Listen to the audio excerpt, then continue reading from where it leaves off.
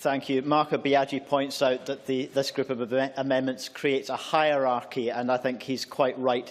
But in particular, Amendments 26 and 3 open up another possibility, that it will in fact increase the likelihood of speculative attempts to press matters through the courts.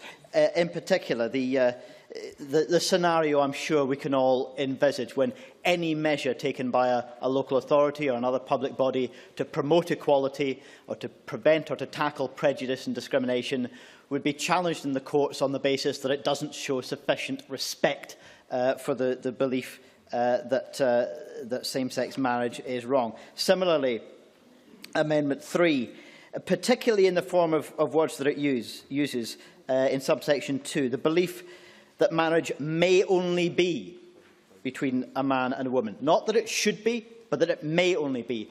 I think this amendment would open up the possibility of organisations seeking to refuse to acknowledge same-sex married couples as married couples, refusing to treat them as married couples because they take the view that that's not what marriage ought to be. I think that amendment would give rise to a whole host of potential legal challenges, which I suspect the member who's moving the amendment would not, in fact, wish to see happen.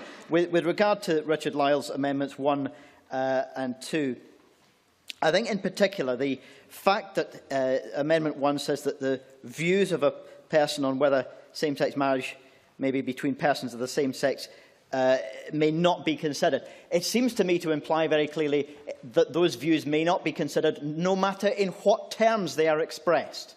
Now, I know there are people who will make the case that opposing same-sex marriage does not make a person homophobic. Perhaps on another occasion there will be greater time to debate that question in depth.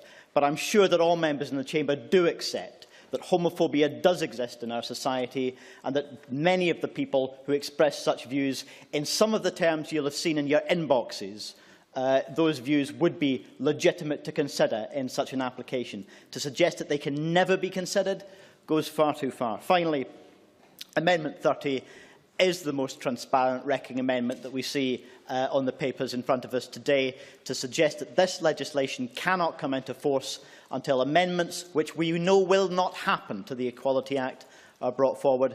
This is simply an attempt to stymie the will of the majority of Parliament in passing the principle of same-sex marriage. And I urge members on all sides to reject all of the amendments in this group.